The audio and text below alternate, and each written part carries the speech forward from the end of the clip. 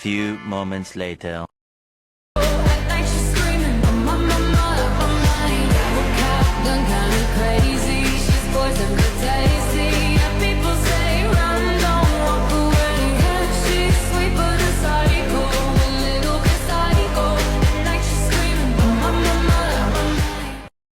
Assalamualaikum warahmatullahi wabarakatuh. Nama saya Siva Priani dengan NIM 612012303114 dari kelas RA9 Manajemen.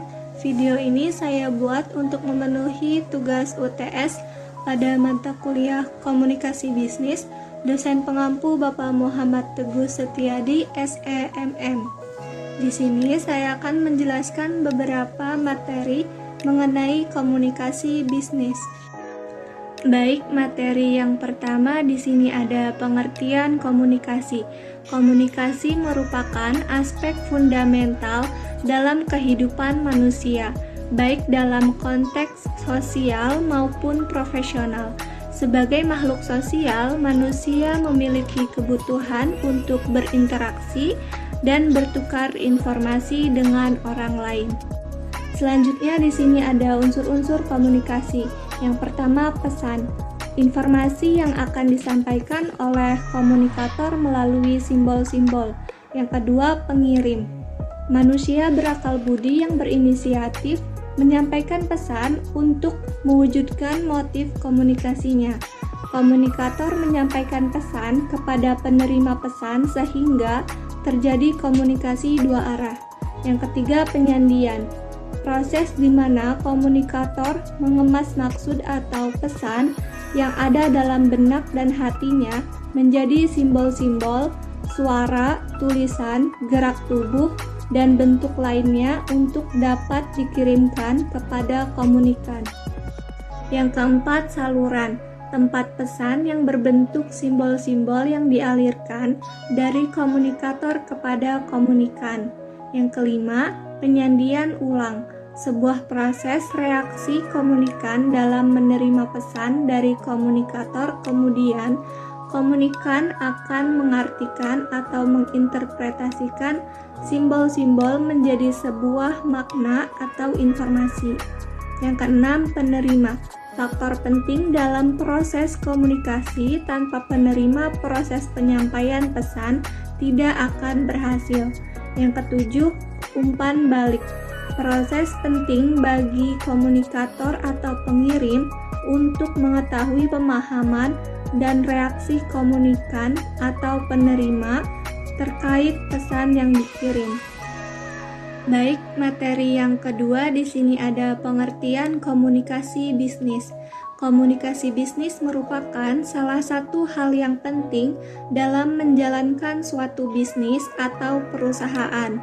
Komunikasi ini bisa diartikan sebagai suatu komunikasi yang dilakukan secara verbal maupun nonverbal, di mana dalam komunikasi ini berisi pendapat, ide, gagasan, maupun informasi. Komunikasi ini dapat dilakukan secara personal maupun impersonal. Tujuan komunikasi yaitu memberikan komunikasi, melakukan persuasi, dan melakukan kolaborasi. Selanjutnya di sini ada umpan balik dan bentuknya. Umpan balik tidak langsung adalah respon yang tidak langsung datang dari penerima atau sumber. Umpan balik langsung adalah respon yang datang dari penerima. Umpan balik langsung dapat berupa verbal dan nonverbal dan dapat melibatkan tanda, simbol, kata, atau suara yang tidak jelas atau sulit dipahami. External feedback adalah respon dari penerima yang menjadi sumber informasi dengan memperhatikan saluran komunikasi dan aspek nonverbal seperti waktu. Internal feedback biasanya menganggap umpan balik hanya datang dari orang lain, tapi umpan balik internal bisa datang dari diri sendiri. Inferential feedback, komunikator menyimpulkan sendiri saat berkomunikasi meskipun tidak secara langsung. Zero feedback ketika komunikator sedang berbicara komunikan memberikan reaksi yang tidak jelas seperti tertawa meskipun tidak lucu. Positive feedback, seorang manajer marketing yang memberikan feedback pada para stafnya khusus dalam hal kinerja yang jauh dari target utama. Negative feedback, komunikan tidak peduli pada apa yang disampaikan oleh komunikator, bersikap tidak acuh dan memotong pembicaraan tidak sopan. Selanjutnya di sini ada contoh kesalahpahaman komunikasi. Yang pertama, masalah dalam penyampaian pesan. Yang kedua, masalah dalam mengembangkan pesan. Yang ketiga, masalah dalam menerima pesan. 4, masalah dalam menafsirkan pesan. Kelima, kesalahan dalam saluran komunikasi. Yang keenam, kurangnya umpan balik. Yang ketujuh, hambatan budaya dan bahasa. Kedelapan, komunikasi internal yang buruk. Selanjutnya di sini ada hal-hal yang harus dilakukan untuk memperbaiki komunikasi. Yang pertama, persepsi. Seorang komunikator yang cerdas harus dapat memprediksikan apakah pesan-pesan yang disampaikannya dapat diterima oleh komunikan sesuai dengan sudut pandang komunikan. Yang kedua, pengendalian. Dalam komunikasi, audiens akan memberikan suatu reaksi atau tanggapan terhadap pesan yang disampaikan. Reaksi mereka dapat membuat komunikator tertawa, menangis, bertindak, mengubah pikiran, atau lemah lembut. Yang ketiga, keharmonisan. Komunikator yang baik tentu akan selalu dapat menjaga hubungan persahabatan yang baik dengan audiens sehingga komunikasi dapat berjalan lancar dan mencapai tujuannya. Selanjutnya materi ketiga, di sini ada komunikasi dalam organisasi. Komunikasi organisasi dapat didefinisikan sebagai pertunjukan dan penafsiran pesan di antara unit-unit komunikasi yang merupakan bagian dari suatu organisasi tertentu. Definisi tersebut lebih menekankan pada aspek fungsional atau objektif, sedangkan bila dilihat dari perspektif interpretatif atau subjektif, komunikasi organisasi dipandang sebagai proses penciptaan makna atas interaksi yang merupakan organisasi. Komunikasi organisasi merupakan perilaku pengorganisasian yang terjadi dan bagaimana mereka yang terlibat dalam proses itu berinteraksi dan memberi makna atas apa yang terjadi. Selanjutnya di sini ada mengelola komunikasi bisnis, strategi untuk membangun komunikasi bisnis yang efektif. Yang pertama, membangun hubungan yang baik. Yang kedua, menjadi pendengar aktif. Yang ketiga, memberikan instruksi yang jelas. Yang keempat, menggunakan berbagai saluran komunikasi. Selanjutnya, materi yang keempat, jenis-jenis komunikasi. Komunikasi berdasarkan penyampaiannya. Komunikasi verbal atau lisan adalah yang terjadi secara langsung serta tidak dibatasi oleh jarak. Komunikasi nonverbal secara tertulis seperti naskah biasanya untuk menyampaikan kabar bersifat kompleks. Komunikasi berdasarkan maksud tujuan, contohnya seperti pidato, wawancara, diskusi, dan negosiasi. Komunikasi berdasarkan perilaku. Komunikasi nonformal yaitu komunikasi yang berhubungan dengan pelaksanaan tugas pekerjaan organisasi atau perusahaan dengan kegiatan yang bersifat pribadi atau anggota organisasi atau perusahaan tersebut. Komunikasi formal yaitu komunikasi yang terjadi di antara organisasi atau perusahaan yang tata caranya sudah diatur dalam struktur organisasi. Komunikasi informal yaitu komunikasi yang terjadi pada sebuah organisasi atau perusahaan yang tidak ditentukan dalam struktur organisasi serta tidak mendapat kesaksian resmi. Selanjutnya materi kelima ada pengertian komunikasi bisnis terhadap perusahaan.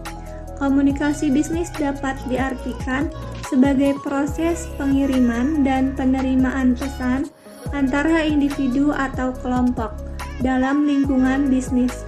Menurut Rosenblatt, komunikasi bisnis adalah suatu tindakan pertukaran informasi, ide, gagasan, instruksi, dan sebagainya yang disampaikan secara personal maupun non-personal melalui simbol atau sinyal untuk mencapai tujuan dalam sebuah organisasi. Simbol atau sinyal tersebut dapat berupa informasi, instruksi, atau bahkan pesan motivasi dalam bekerja untuk kemajuan perusahaan. Selanjutnya di sini ada unsur-unsur komunikasi bisnis. Yang pertama terdapat tujuan, yang kedua terdapat pertukaran antara komunikasi dua orang atau lebih, yang ketiga berisi informasi, gagasan, opini, atau instruksi, yang keempat menggunakan cara personal atau impersonal, yang kelima memakai simbol atau sinyal, yang keenam mencapai target atau tujuan organisasi. Baik, selanjutnya di sini ada jenis-jenis komunikasi bisnis. Komunikasi internal merupakan interaksi yang terjadi di dalam perusahaan atau organisasi, sehingga komunikasi ini hanya melibatkan anggota internal dari perusahaan tersebut, seperti bertukar gagasan secara langsung atau juga lewat telepon dan email. Yang kedua, komunikasi vertikal. Jika komunikasi internal tidak memperhatikan tingkatan, maka kontak yang dilakukan vertikal ialah sebaliknya. Dalam hal ini, komunikasi dalam perusahaan terjadi secara timbal balik antar tingkatan saja. Selanjutnya di sini ada kelebihan komunikasi bisnis yang efektif. Yang pertama, meningkatkan produktivitas karyawan. Yang kedua, mendorong kolaborasi tim. Yang ketiga, meningkatkan kepercayaan dan kepuasan karyawan. Yang keempat, mengoptimalkan hubungan dengan pelanggan. Di sini ada kekurangan dan hambatan komunikasi bisnis. Yang pertama, miskomunikasi. Yang kedua, hambatan bahasa. Yang ketiga, gangguan fisik. Yang keempat, perbedaan budaya. Yang kelima, teknologi yang tidak optimal. Di sini ada manfaat komunikasi bisnis.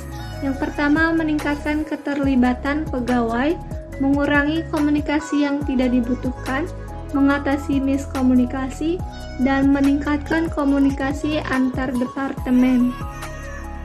Selanjutnya di sini ada strategi dan cara melakukan komunikasi terhadap perusahaan. Yang pertama, gunakan komunikasi yang jelas dan tepat. Yang kedua, pilih saluran komunikasi yang tepat. Yang ketiga, pahami audiens. Yang keempat, gunakan bahasa profesional. Yang kelima, bersikap terbuka dan transparan dalam kejujuran. Yang keenam, komunikasi efektif dalam tim. Yang ketujuh, jaga etika dan kerahasiaan. Yang kedelapan, pahami waktu yang tepat. Kesembilan, gunakan teknologi secara bijak. Kesepuluh, evaluasi dan tingkatkan keterampilan. Baik, di sini ada kesimpulan. Komunikasi bisnis merupakan elemen krusial dalam sebuah perusahaan yang dapat mempengaruhi berbagai aspek operasional dan hubungan eksternal. Komunikasi yang efektif adalah proses penyampaian pesan sedemikian rupa sehingga pesan yang diterima sedekat mungkin dengan makna pesan yang dimaksudkan. Komunikasi yang efektif tidak hanya mempermudah penyampaian informasi, tetapi juga memperkuat kerjasama antara karyawan, manajemen, pelanggan, serta mitra bisnis. Kelebihan dari komunikasi yang baik antara lain meningkatkan produktivitas, mengurangi kesalahan, serta menciptakan suasana kerja yang harmonis dan penuh kolaborasi.